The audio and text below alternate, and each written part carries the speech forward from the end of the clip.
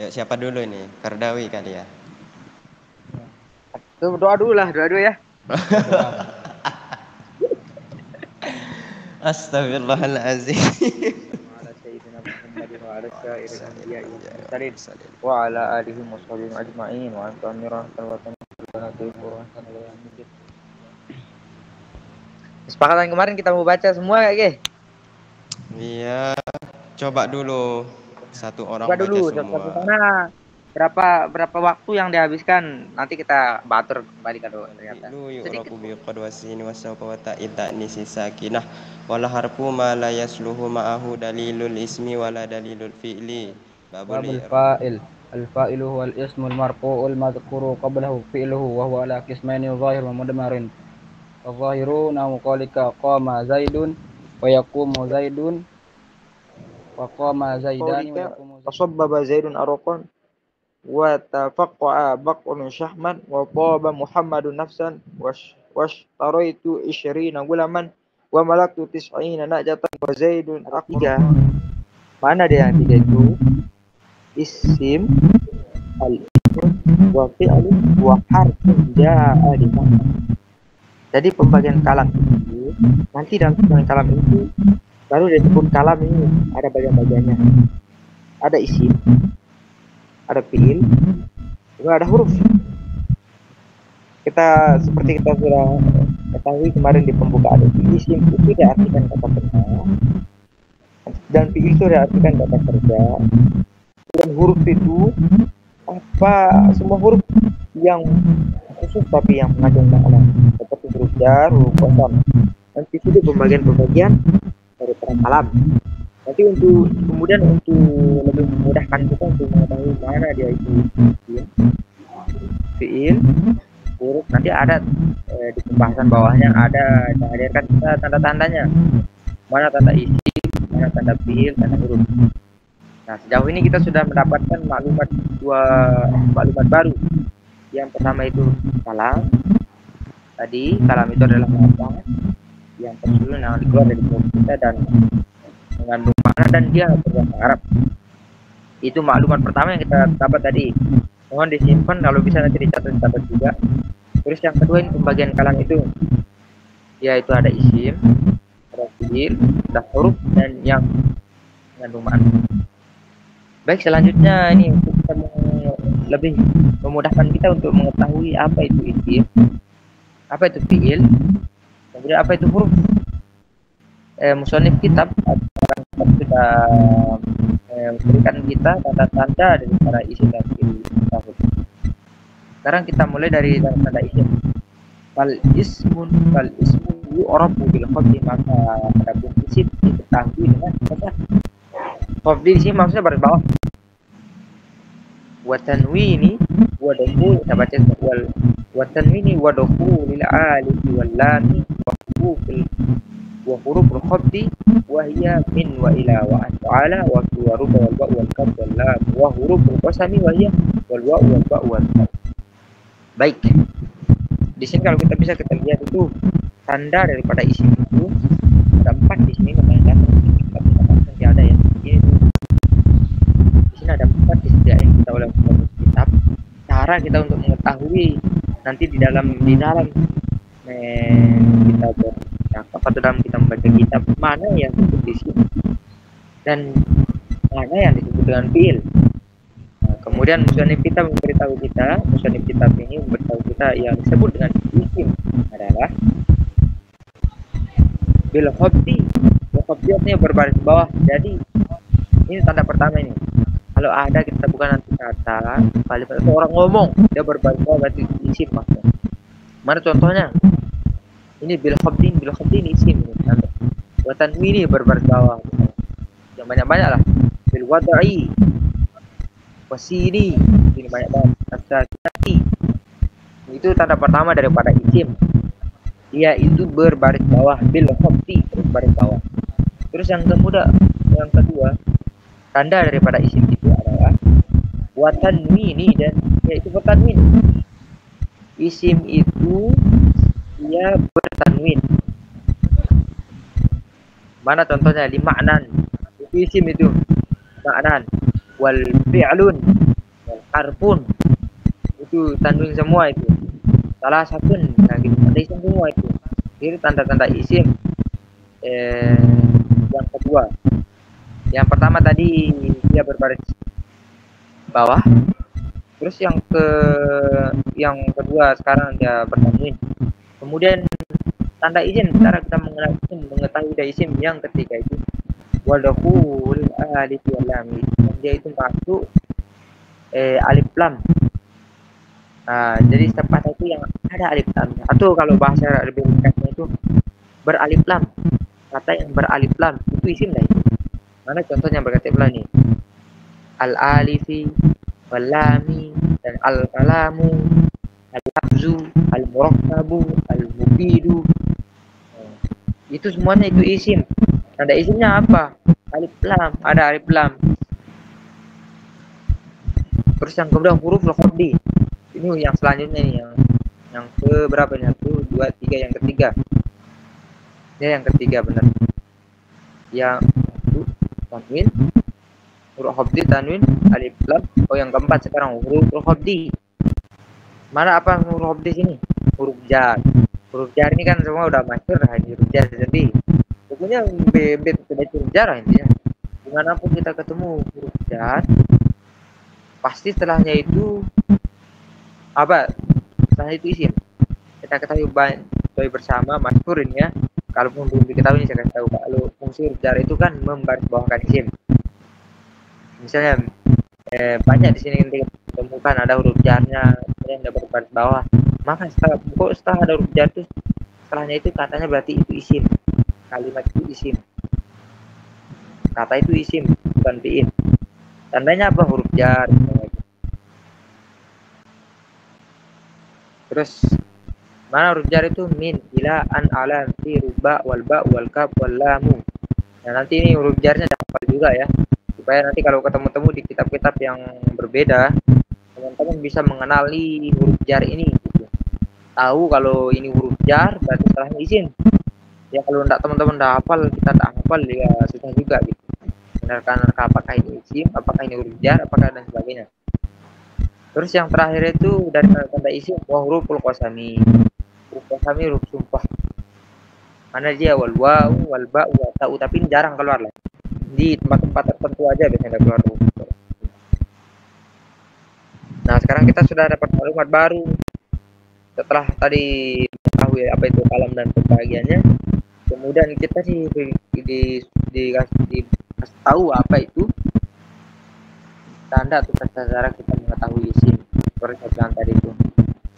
Dia berbaris bawah. Terus dia bertanwin, ada alif lamnya, ada huruf jarnya, huruf qasamnya, dan isim. Kemudian kita akan lanjut ke bawah dikit. Perhatikan teman-teman nih. Wal fi'lu sekarang kita akan beralih kepada tanda-tanda daripada fi'il. Wal fi'lu yu'rafu bi qad. Dan fi'il itu diketahui bi qad dengan qad. Wasini dengan sin, wasaufa dan saufa. Dan yang terakhir ta'ni sakinah dan tak disakinah. Tak dimatiin wah, ya tak sakinah itu. Nah, tiga tanda ini ya. Mana contohnya? Kodoko mati sholah kalau di fi'il. Kalau sin sayaku sufaha. Kalau di saufa ta'lamun. Dorobat kalau yang tak sakinah. Itu tadi tanda-tanda sin. Tanda-tanda fi'il sorry. Kemudian yang terakhir wal harfu ma la yasluhu ma'ahu dalilul ismi wala dalilul fi'li. Nah, sekarang huruf itu apa-apa yang tidak cocok, tidak pantas bersamanya tanda-tanda isim dan tanda-tanda fi'il. Ya. Maksudnya tidak ada di huruf itu tanda-tanda isim yang 5 ini. Tanda-tanda fi'il yang 4 ini tidak ada. Karena huruf itu kan udah khusus di huruf ma'ani, huruf mabani, huruf yang bermakna dan huruf tidak bermakna. Mana huruf-huruf itu ada huruf jar, huruf itu. Huruf kosan, terus apa juga? amil jazam, amil nasab itu kayak gitu maksudnya huruf. Nah, terus kita sudah selesai satu pembahasan satu bab ini. Nanti aja lah ya. Kita lanjut aja ke bab 2 tadi. Nyata ini teman-teman masih stay dalam mana nih, Samsung? Ya. Ya, Anu lah. niat saya ini dua bab untuk pertemuan kita kali ini. Sama nanti bab i'rab. Kita lanjut aja dulu ya. Kita lanjut aja, nanti saya akan nanti kita simpulkan di terakhir lagi. Babul i'rabi, bab i'rab, bab perubahan untuk mengetahui. I'rab adalah taghyiru, perubahan awakhir kalimat, akhir daripada kata kalimat, diikhtilafi karena berbedanya al-awamil dakhilati alaihi, karena berbedanya amil nih. Saya baca sedikit supaya bisa diterjemahkan juga.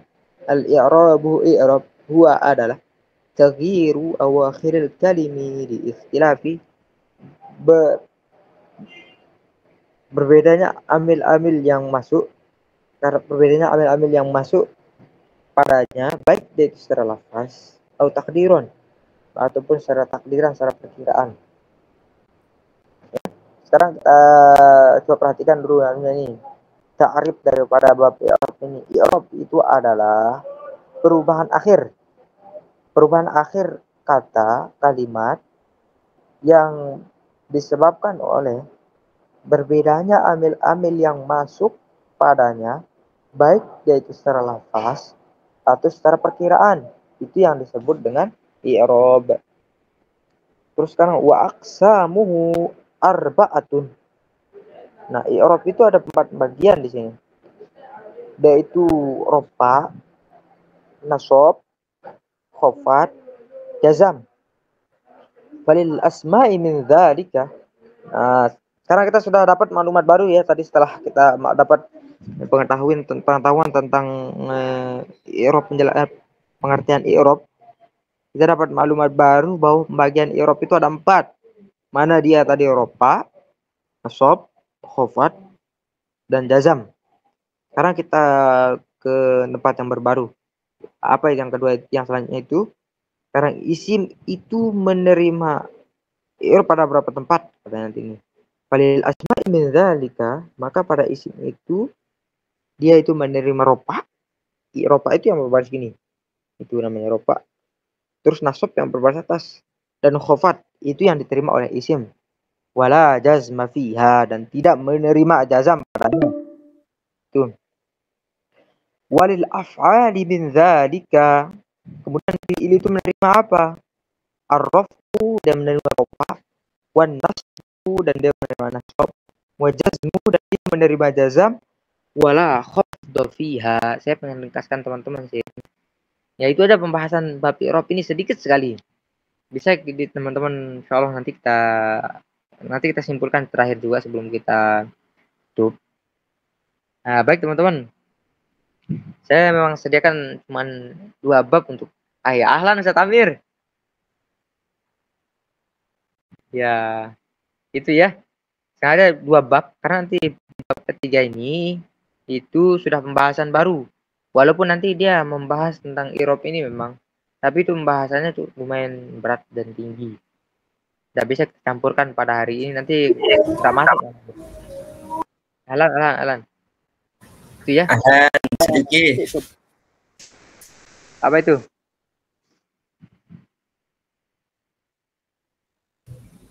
Gini teman-teman.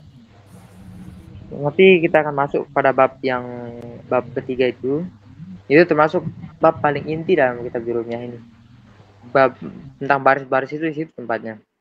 Makanya kita bedakan, deh, cukup kita belajar dulu 2 bab ini untuk pertemuan kedua ini. Nanti di pertemuan selanjutnya kita akan bahas bab 3 itu. Nah, sebelum saya akhiri, sebelum ada pertanyaan juga, ini saya mau simpulkan dulu. Masih saya maunya gini kemarin Ustaz Andi. Setelah saya jelaskan gini, nanti teman-teman bergantian yang jelaskan gitu. Nah, tapi besok pertemuan lah itu. Ya, jadi tadi kesimpulan dari belajar kita sudah mengetahui apa itu kalam. supaya teman-teman tahu apa sih poin yang kita pelajari pada pertemuan ini gitu. Jadi teman-teman nanti kalau mau mengulang tahu apa yang harus diulang. Kalau mau meringkas tahu mana yang diringkas. Itu. Poin yang kita bahas pada hari ini adalah tentang kalam. Pengertian kalam. Kemudian pembagiannya ada 3, yaitu isim, fiil, dan huruf. Kemudian isim itu nanti disediain kita tanda-tandanya lagi. Kemudian tanda-tanda fiil dan huruf. Tanda-tanda isim itu ada 5 di sana tadi disebutkan. Nanti kalau teman-teman punya kitab mata jurumiyah ini bisa nanti itu diringkas dalam satu buku. Kemudian ringkesannya itu kalau bisa dihafalkan. Tapi kalau memang tak bisa, kitab jurumiyahnya dihafalkan boleh. Itu. Kemudian huruf itu poin pembahasan dalam kitab matan jurumiyah bab kalam. Itu yang tadi saya sebutkan itu. Terus silahkan, waktu tinggal 10 menit ini. Jangan sia-siain waktu. Anu Al-Maliki. Ustadz kan pernah jelasin pondok wada itu 2 maknanya, ada bil qasdi kalau nggak salah. Itu apa maksudnya itu Al-Maliki? Terus apa juga? Aku juga belum tahu. Terus, nanti kita tanya. Kemudian huruf jar itu lah kan kalau di matan jurumiyah ada 9. Kalau di mana tuh 20 kalau nggak salah. Di Mana yang 20 itu terus? Di syair apa itu di pelajaran pondok Amsilati. Syair Amsilati itu ada 20 jar. Tadi kan di awal-awal sudah dijelaskan tadi kan. Definisi kalam itu seperti apa? Yaitu lafaz yang tersusun dan dipahami terakhir menggunakan bahasa Arab. Nah, tadi ada ikhtilaf kata Ketua Maliki bahwa kalau Anda berpendapat tulisan itu adalah kalam, ya silahkan gitu. Yang penting memenuhi syarat-syarat yang sudah disebutin tadi. Nah, bagaimana kalau yang berbicara itu al-ahn ya? Seperti hewan yang bisa berbicara gitu, layaknya manusia. Kayak burung kakak tua gitu. Kan Ya, dia dipahamin gitu, bahasa Arab. Tersusun juga kata-katanya. Bagaimana? Kalam juga Apakah kalam. dia termasuk kalam? Terjelas, kalam. Yang penting nggak masuk yang itu. Yang penting dia Terus dilapaskan dan lapasnya itu secara pendengaran kita jelas. Dan tahu kita maksudnya, misal Piandi mau kemana misal gitu kan. Itu kan udah jelas. Iya. Kan ada dia bertanya gitu kan. Oke. Kalam. Sama Jelas, ini kalam. juga, Tom. Berarti Apa kalau hewan yang meniru perkataan manusia dia termasuk kalam. Bagaimana kalau manusia ini? Dia tidur tetapi dia ngigo gitu. Ngigonya itu kayak memberikan suatu informasi yang bisa dipahamin gitu, bisa dicerna gitu. Misal saya mendapat Gunung Rinjani meletus gitu. Dalam bahasa Arab misal nih, dalam bahasa Arab nih, saya mendapatkan berita bahwa Gunung Rinjani itu meletus gitu. Apakah itu termasuk kalam? Ingat aja ya, aduh. Enggak, ini ada ini contoh ini. Terus Kalau andaikan itu pakai bahasa Arab itu, apakah itu dimaksud kalam? nanti saya tanyakan, saya juga nggak berani bilang kalam tidak sih, tapi kalau kita berkaca pada syarat kalam yang tadi itu, penjelasan kalam itu, maka itu kalam. Tapi nanti saya tanyakan kalam atau enggak itu. Ada dia. ada aja alahan ini. Ada lagi ya. Kami aja yang tahu itu, atau udah tahu Dawi. Kami aja yang tahu. Belum mendalamin kita ini kan. Ada lagi? Mungkin Allah Punya pertanyaan yang lebih ekstrim juga, saya nggak tahu dan dia saya tanya. Ini yang untungnya kita berdiskusi bareng-bareng ini itu. Banyak hal-hal yang kita kadang-kadang nggak tahu, bisa kita ketahui gitu. Itu sih. Tapi itu ya di itu modelnya gitu diulang-ulang, kalau cuma didengar sekali terus dilepas nggak bisa.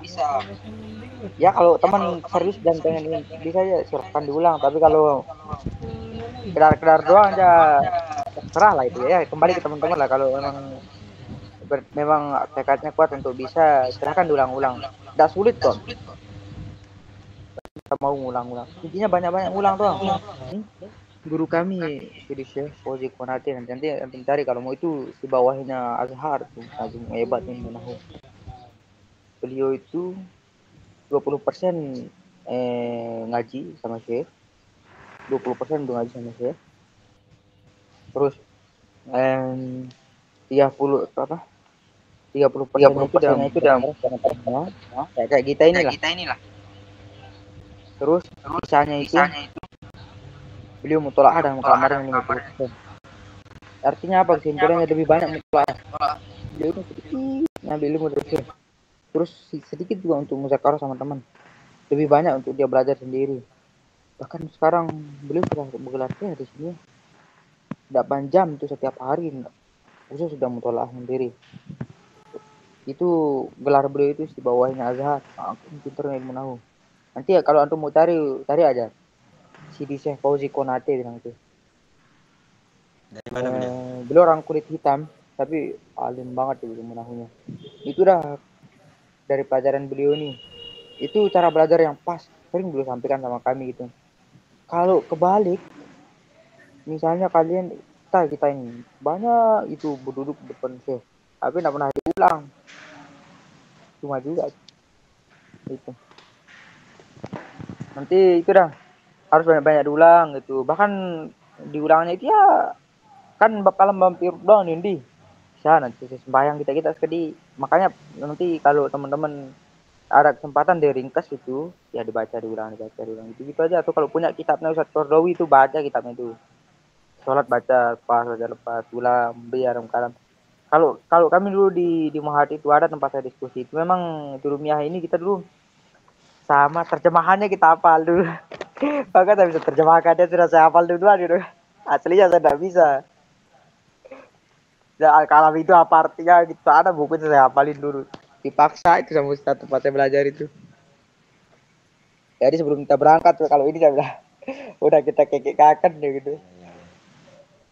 Izin tuh mungkin untuk memastikan kita paham apa enggaknya sebelum mulai materi besok, tanya-tanya mungkin ya. kalam itu apa ya. Boleh. Boleh, ya itu itulah. Boleh ya. Oke, subhanakallahumma bihamdika asyhadu an la ilaha illa anta astaghfiruka wa atubu ilaik. Nanti ya. Ini kalimat membangun tidur nih kalau di musola. Iya. Sudah lama enggak dengar nih kalimat. Jera ke kampung setan.